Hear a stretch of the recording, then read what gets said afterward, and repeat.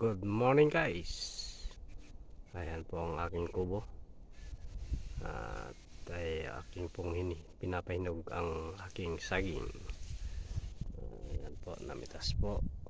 At ayan sa aking area. Ayan po. Ayan yung aking dirty kitchen. Ayan. Ayan po, yan. Nakagamit na po ba kayo ng ganyan na silin kahoy po? Ayan. Ayan po. Ayan yung aking munting bahay kubo, yari sa yero. Yan, yari sa yero at yari sa pawid. Ayan po. Yan. Oh, kita po ninyo. Ayan po.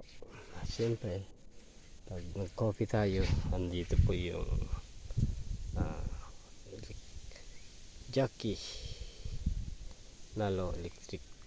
Sa makikita po nyo na ito sa Quiapo, sa Raon, doon po yan, Pigumes.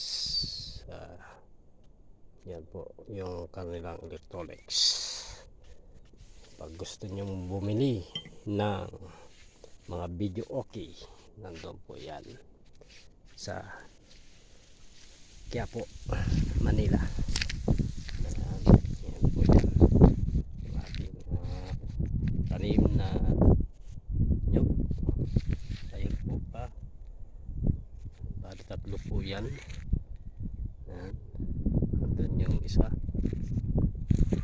Ayan yung kubo ni pare Luis Garcia. At saka doon naman si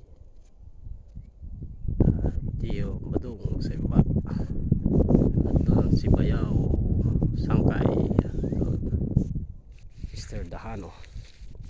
Ayan po, nag-prepare na po tayo na itatanim kalabasa at saka patola, palang.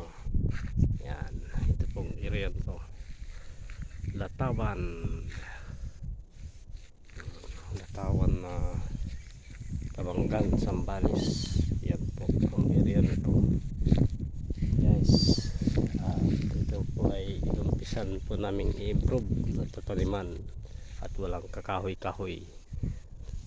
Tatanim po kami ng mga kasoy, nara, Jimilina.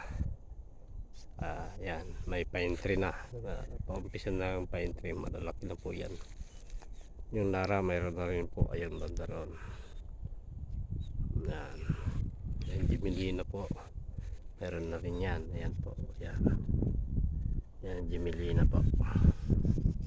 Kaya pag na improve po namin ito, maganda sana po.